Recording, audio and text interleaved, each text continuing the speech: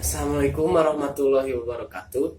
Nepangkeun wasta abdi IPA Maulana di kelas 12 IPA 2. Dina danget ieu abdi bade ngerjakeun ujian praktek bahasa Sunda nyaeta macawarta.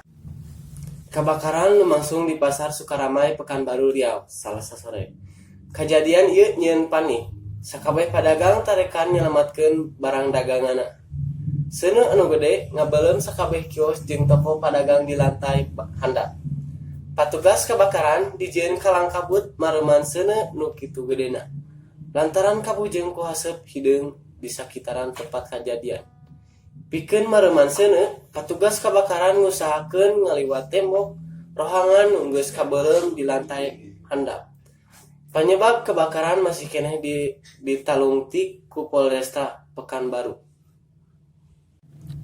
Mung sakitu warta anu tiasa ku SIM abdi dipidangkeun. Pamit mundur. Wassalamualaikum warahmatullahi wabarakatuh.